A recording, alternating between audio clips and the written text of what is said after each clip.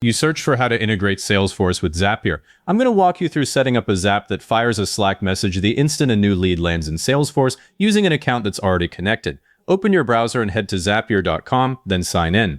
The dashboard loads and you'll see the big Create button in the top left. Click Create, then choose Zaps. The Zap editor opens to a blank trigger step. Now click the Event dropdown. Salesforce gives you several triggers: new lead, new contact, new record, and updated field on record. We want new lead, so select that and click Continue. The new lead trigger fires every time a lead is created, and it's the right pick when you care about brand new leads only, not updates. The account field should already show your connected Salesforce account. If it's there, select it and click Continue. You do not need to reconnect. An existing connection works, and it saves you from burning one of Salesforce's 5 access tokens. Those tokens are per user across all third-party apps, and if you hit the limit, old tokens get revoked. I've seen Zaps break because of that, so reuse the one you have. Now Zapier wants a test.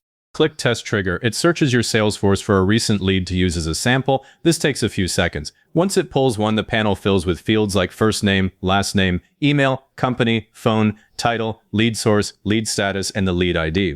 If you see empty rows because there are no suitable leads, open Salesforce in another tab and quickly create a dummy lead with realistic info, then run the test again. You need real data here to build the message properly.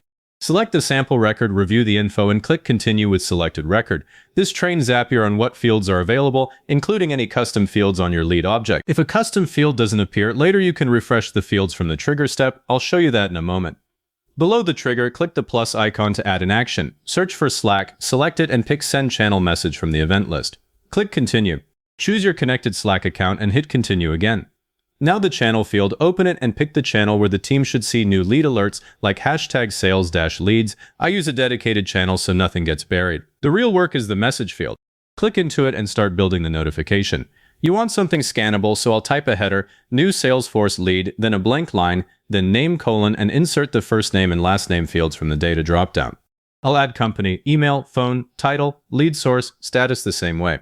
Keep the fields tight to what the sales team needs to see, and skip the ones that just add noise. While you're mapping, keep an eye on the lead owner field if your org uses assignment rules. Ownership might change after creation, so the data that comes through here reflects the moment the lead landed, not the final owner. That's tripped people up. If you need the ultimate owner, trigger on updated record instead and watch for an owner change. Right now we're on new lead, so it's fine, just know what you're getting. At the bottom of the message, I like to add a note like, a new lead has been added to Salesforce, so the channel knows it's automated. When your custom fields are missing from the dropdown, you can fix that by going back to the trigger step and clicking Refresh Fields. The button shows up right next to the test result. I'll do that now quickly. Back on the Slack action, once the message looks right, click Continue. Now test the action. Click Test Step, and Zapier sends a message to the chosen Slack channel using the sample lead data. Open Slack, head to that channel, and you'll see exactly what the team will get. Check the formatting and make sure the lead source and status values pulled correctly. If the sample had missing fields, you'll see blanks in the test message, which is fine as long as you're confident real leads will fill them. Back in Zapier, now's the time to name the Zap. Click the title at the top. It says something generic like Untitled Zap, and type Salesforce New Lead Notification. A clear name saves you later when you have 10 Zaps and need to debug one. Before you publish, do a quick walkthrough. The trigger is Salesforce Event New Lead, the right account is selected, the Slack action sends to the correct channel, and maps the fields you want, and the Slack test passed. If all that checks out, click Publish. The Zap is live, but I always run one real end-to-end test. Open Salesforce in a new tab, go to Leads, click New, fill in a lead with a name you'll recognize and a company like Test Corp, and save. Wait about a minute for Zapier to pick it up. The polling interval for triggers like this is around 1 to 2 minutes on a free plan, faster on paid. Then jump into Slack and check the channel. You'll see the notification with your test leads details. That confirms it's working.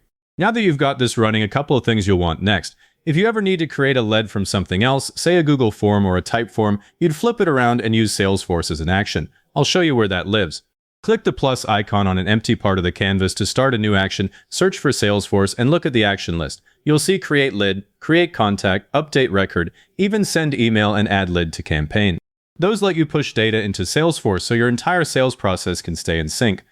And if you ever hit an auth error down the line, check your connected Salesforce account in Zapier's My Apps page. Revoking and reconnecting works, but remember the 5-token limit, so delete old ones first. That keeps everything stable. If this walkthrough got you up and running, hit like, subscribe, and leave a comment saying it was helpful. Comments are what push this to other people searching for the same thing.